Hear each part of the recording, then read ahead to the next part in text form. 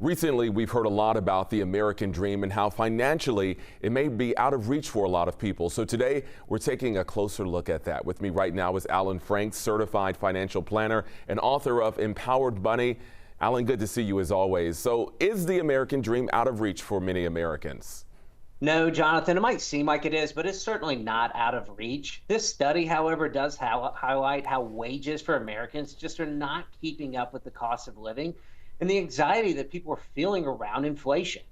This number of $4.4 million, I think it might actually be underestimating because it includes the dreams of things we say we need over a lifetime. But the good news is we don't need to have $4.4 million in our retirement accounts when we retire here.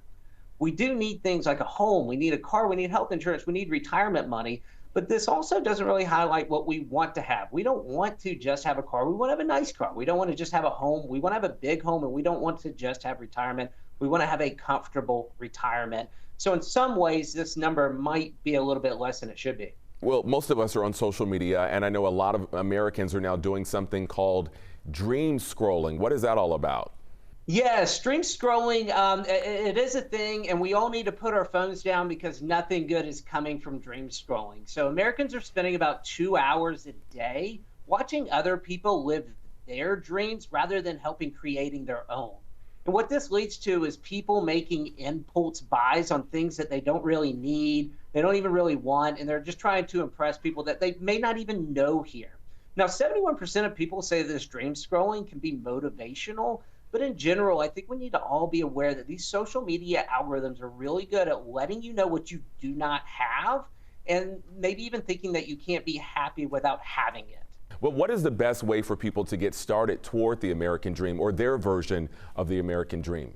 You got it. Well, retirement used to be a three-legged stool with a pension plan, a Social Security, and a savings account. And now it's more like a pogo stick here, meaning that we don't really have pension plans anymore. They're still out there. They're just limited.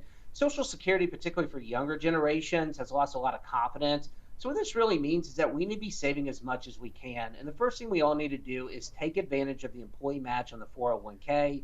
We need to try to maximize our HSAs as well. There could be some really good tax advantages in there.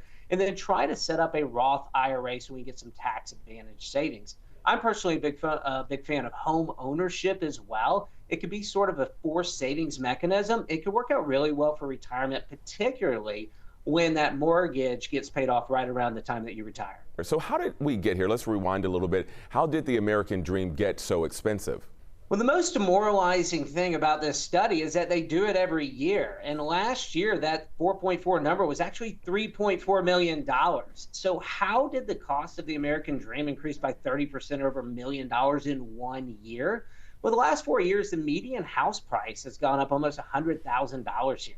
The cost of raising children over an 18-year span jumped to $832,000, which is 44% higher than last year, a lot of that being college tuition.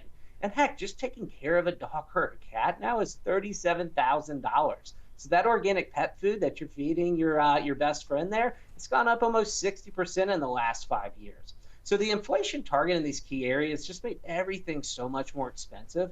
Luckily, there is good news on the horizon. It seems like inflation is slowing, and eventually those wages will catch up here to make living the American dream more affordable. You ended with some good news. We like that. Alan Franks, thanks so much. We appreciate you as always. Thank you, Jonathan.